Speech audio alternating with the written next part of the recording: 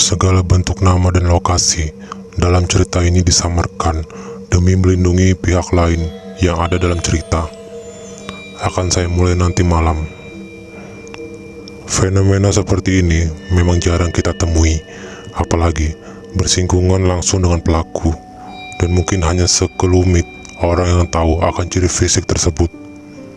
Pada thread kali ini, saya akan sedikit menceritakan fenomena seperti judul di atas. Malam itu, secara tak sengaja, saya bertemu dengan seseorang, sebut saja Pak Joko. Kami berdua sudah saling mengenal satu sama lain, mengobrol sembari menikmati kopi di angkringan. Sampai di suatu obrolan kami terhenti, seseorang lewat dengan sepeda yang harganya bisa mencapai puluhan juta. Namun, ada satu yang aneh membuat saya harus menanyakan satu hal kepada beliau. Ya, orang itu bersepeda dengan beberapa bercak putih di badannya. Hampir keseluruhan tertutup oleh becak itu, kecuali kepalanya. Saya menyimpulkan seperti itu karena dari atas mata kaki, ujung tangannya sudah menunjukkan warna putih, yang mana warna itu seperti warna kulit yang terkena air panas yang mendidih, atau seperti pandu yang menjalar. Saya langsung bertanya kepada Pak Joko terkait fenomena yang saya lihat, dan sebelumnya saya juga sudah pernah mendengar tentang pesugihan tersebut. Pak Joko pun bercerita, dan di sini akan saya mulai. Tok, begitulah bunyi kentongan yang dipukul ketika lelaki berperut buncit itu menjajakan dagangannya. Pelan namun pasti terdengar nyaring di telinga. Meski suasana sudah sedikit gelap, namun kulit wajah lelaki itu masih menyiratkan semangat untuk berdagang. Tinggal beberapa porsi lagi habis, gumamnya, sembari mendorong gerobaknya berbelok ke arah gapura perkampungan. Namun, sebelum gerobak itu masuk lebih dalam, sebentar ia menghentikan dan memalingkan wajahnya ke belakang, sembari berteriak lantang seirama dengan gerak tangannya di permukaan kentongan yang digantung. Mie ayam, teriaknya penuh semangat. Pak Rus, mie ayam. Sontak, penjual itu memfokuskan pandangan ke depan. Rupanya, perempuan berdaster merah dengan motif bunga itu adalah pelanggan setianya. Pak Rus lantas menghampiri perempuan yang biasa disapa Mbak Nur itu. Mie ayam 3 porsi ya Pak, seperti biasa, minta Mbak Nur. Sudah 10 tahun lamanya Rusman berdagang mie ayam keliling. Ia dan sang istri memberanikan diri mengadu nasib di kota, mencari nafkah jauh-jauh dari desa, hanya berbekal ilmu membuat adonan mie yang ia pelajari turun-temurun dari keluarga. Meski telah bekerja tak kenal lelah, hidup mereka masih saja tak berubah. Mereka berdua tinggal di rumah kontrakan. Ruangan sebesar 4x4 meter itu menjadi saksi bisu perjuangan keduanya dalam melawan ganasnya roda kehidupan. Sempit, namun di sanalah mereka bernaung dan merebahkan segala lelah yang melanda seusai lelah bekerja seharian. Setiap pukul 2 dini hari, Rusman beserta istrinya selalu rutin ke pasar untuk membeli bahan dasar mie ayam yang akan mereka olah sebelum akhirnya Rusman jajankan. Tepat pukul 6 pagi, Rusman sudah siap untuk menjajakan dagangannya berkeliling kampung. Ini Mbak Minya, ucap Rusman mempersilahkan. Terima kasih Pak, sahut Mbak Nur, seraya menyodorkan beberapa lembar uang 10.000 kepada Rusman. Alhamdulillah, desisnya pelan. Rusman kembali menata beberapa mangkoknya dan berniat segera beranjak. Namun, seorang pria bertumbuh kerempeng segera menghentikan langkahnya. Pak, mie 1 ya, makan sini aja, lontarnya. Baik mas, ditunggu dulu ya. Rusman lantas menurunkan sebuah bangku plastik dari atas gerobaknya dan mempersilahkan pria itu duduk. Rusman tak membutuhkan waktu yang lama untuk menyediakan mangkok mie ayam dengan cita rasa gurihnya, sebab ini memang telah menjadi keahliannya. Silakan mas, terima kasih pak. Rusman yang nampak sibuk membereskan beberapa mangkok Sesekali matanya mengamati pelanggan yang sedang menikmati mie ayam yang ia buat. Tak berselang lama, lelaki bertubuh kursi itu berceletuk. "Enak, Pak." Rusman tersenyum kecil. Ada sedikit kebanggaan dalam hatinya. "Terima kasih, Mas," sahutnya pelan. Selama hampir 15 menit Rusman menunggu pelanggan itu selesai menyantap minyak. Selesai menerima bayaran, Rusman segera membereskan mangkok dan mengembalikan kursi pada tempat semula. Ia lantas kembali mendorong gerobaknya berkeliling menyusuri jalan. "Besok lewat lagi ya, Pak," teriak pria berbadan kurus yang merupakan rekan baik Mbak Nur. Rusman terus berjalan sembari memalingkan wajahnya ke belakang, lantas mengacungkan jempolnya ke atas. Meski memiliki beberapa pelanggan tetap, hasil jualan Rusman masih begitu kurang untuk memenuhi kebutuhan sehari-hari. Selama hampir 10 tahun hidup di kota, senyatanya dia masih saja melarat. Ditambah lagi, ia juga istrinya yang belum memiliki momongan, seolah menambah beban dalam hidupnya. Namun, mereka tak lantas menyerah. Keduanya berusaha keras agar momongan itu hadir di tengah mereka. Akan tetapi, sekeras apapun upaya manusia, tapi Tuhanlah yang menentukan. Beberapa saat berjalan, Rusman memfokuskan pandangan beberapa meter ke depan, di mana sebuah pos kamling nampak begitu ramai. Rusman mempercepat langkah lajunya, berharap salah satu dari kumpulan pria parubaya itu bersedia membeli dagangannya. "Mie ayam, Pak," ucap Rusman. Namun, tak ada satupun yang bersedia membeli dagangannya, hingga Rusman memutuskan untuk kembali mendorong gerobaknya. Selama hampir 20 menit Rusman berkeliling, ia membelokkan gerobaknya, memasuki sebuah jalan gelap yang mengarah ke jalan raya. Astagfirullah, Rusman terkejut bukan kepalang saat sebuah mobil melaju begitu cepat sebelum akhirnya terdengar suara benturan keras yang memekakan telinga. Rusman bergegas kembali berlari ke depan demi dapat melihat peristiwa naas itu lebih dekat. Rusman kembali terkejut saat bola matanya melihat secara langsung mobil hitam itu nampak ringsek di bagian depan selesai menabrak beton pembatas. Selesai mengamati mobil itu secara seksama, rasanya Rusman merasa begitu familiar. Rusman lantas memberanikan diri melihat ke dalam melalui kaca samping kemudi, di mana seorang lelaki berjas hitam nampak terduduk di atas kemudi. Pak," Rusman mengguncang bahu lelaki itu secara perlahan, namun upayanya sia-sia. Rusman lantas menarik bahu lelaki itu hingga membuatnya tersadar. "Pak Susilo," pakinya terkejut. Beberapa orang yang juga melihat peristiwa naas itu segera berkerumun mengelilingi mobil. Bahu-membahu mereka mengeluarkan tubuh Pak Susilo yang sedikit terjepit. Rusman yang juga turut andil dalam upaya evakuasi itu, seolah tak percaya bahwa korban kecelakaan itu adalah tetangganya sendiri.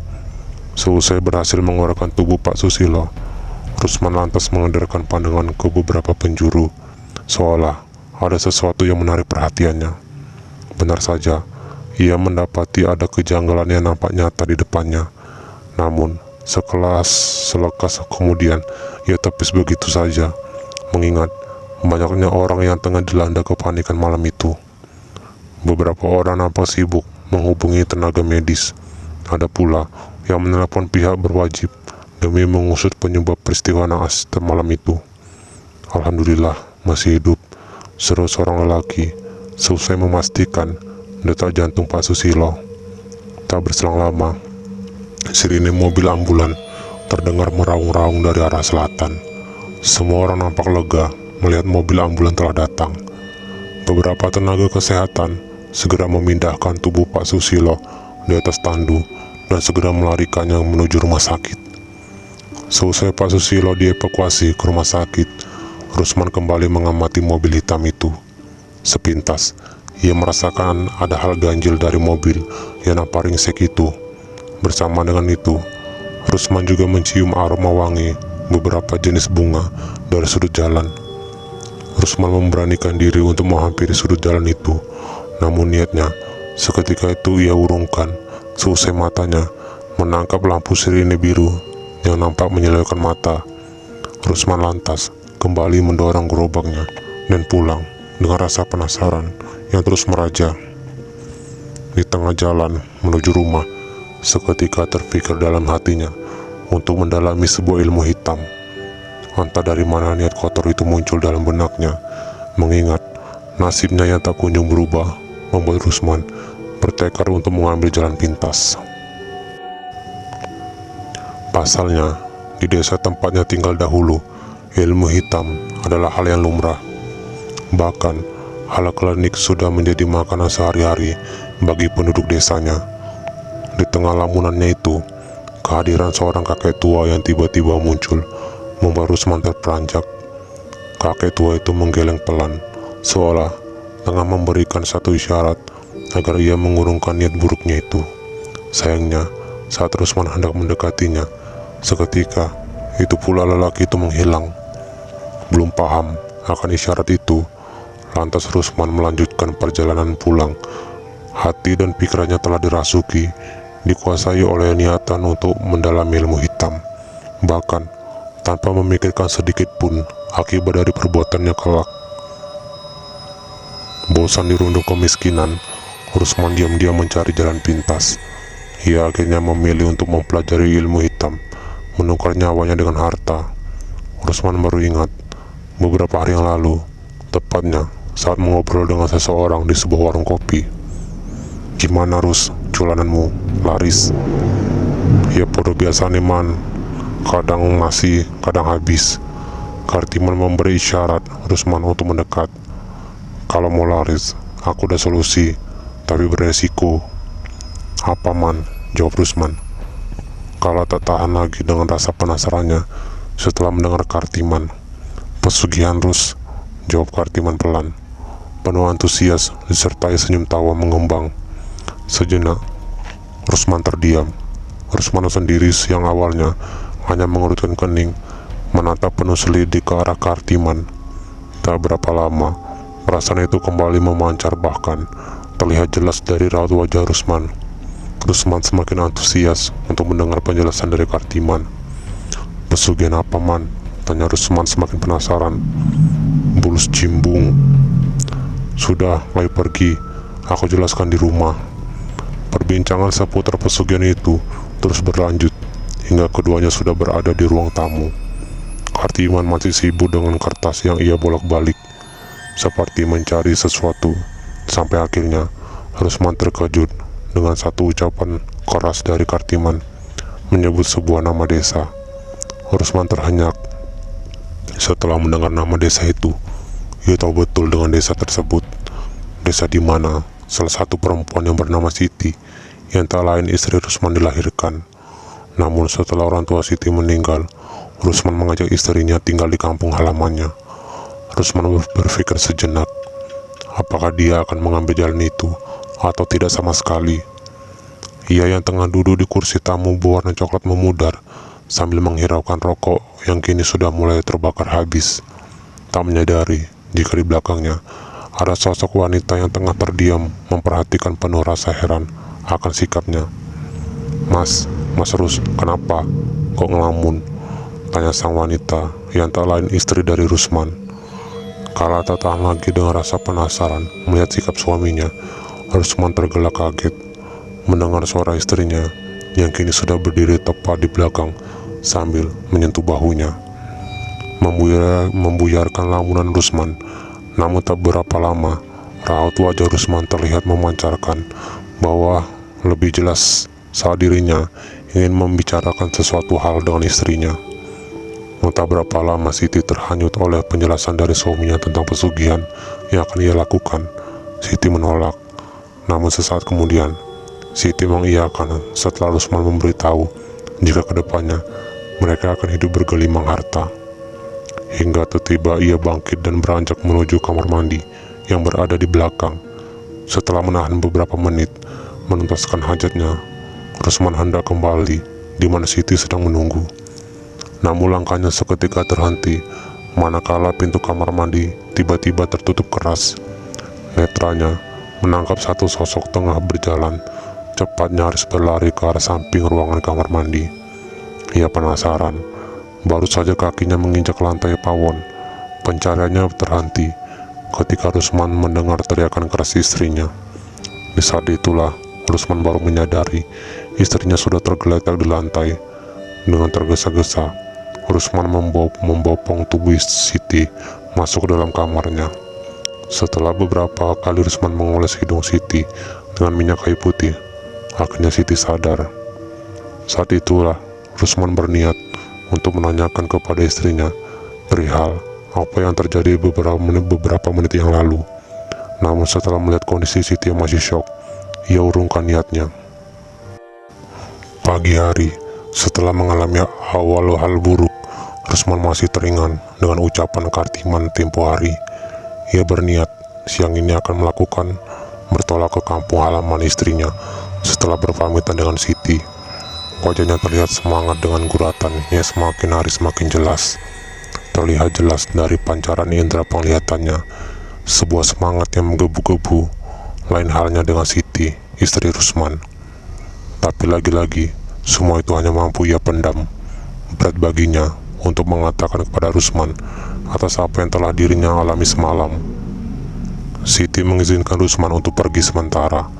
Rusman akhirnya memesan tiket kereta untuk tujuan kota Gudeg untuk menemui salah satu kerabatnya yang akan menemaninya. Setelah 10 jam perjalanan, binar kebahagiaan terpancar dari raut wajah Rusman manakala ia akhirnya bisa tiba di stasiun yang kini terlihat lebih ramai pada insan daripada 10 tahun yang lalu. Rusman berjalan keluar dari stasiun. Sesekali matanya menyapa ke sana kemari, mencari seseorang yang akan menjemputnya. "Rus," teriaknya sembari melambaikan tangan memberikan satu isyarat. Rusman seketika itu menoleh ke arah suara. Setelah berbincang dan menanyakan kabar, akhirnya mereka segera meninggalkan stasiun itu. 1 jam perjalanan, mereka berhenti sejenak di warung kopi, menikmati suasana pedesaan yang sudah mulai berkembang. Sepi dan dingin itulah yang Siti rasakan sepeninggalan suaminya. Malam itu, ia berniat untuk mengunjungi tetangga dekatnya untuk mencari teman berbincang. Namun, saat langkah pertama Siti keluar, ia dibuat tercengang. Manakala, tepat di hadapannya, ia melihat satu sosok yang sangat ia kenal. Siti mencoba memastikan. "Mas Rusman?" tanya Siti penuh selidik. "Kok Bali mas? Nggak jadi tak?" Namun, sosok yang mirip dengan suaminya itu hanya diam sembari berjalan masuk melewatinya. Jari-jari tangannya langsung menakar gula serta bubuk kopi ke dalam gelas. Akan tetapi, sebelum ia menuangkan air panas pada gelas, Siti sedikit terjingkat kaget kala satu siutan angin lembut dan dingin menerpa di balik telinganya. Ketika tahu bahwa yang baru saja dilakukan dari belakang adalah Rusman, apalagi saat tangan Rusman mulai memeluk Siti dengan dibarengi jilatan lidah di lehernya. Sejenak, mereka saling bertatapan. Rusman yang semakin agresif menatap lekat dari kaki sampai ujung rambut Siti, membuat Siti sendiri merasa begitu aneh dengan sikap sosok suaminya. Jantung Siti mulai terasa berdegup kencang, dibarengi desiran darah yang mengalir lebih deras ketika dengan perlahan sosok Rusman mendekatinya. Padahal ia dan Rusman sudah hidup bersama beberapa tahun, meski belum dikaruniai keturunan. Tak pernah ia merasakan hal seperti itu lagi setelah menikah.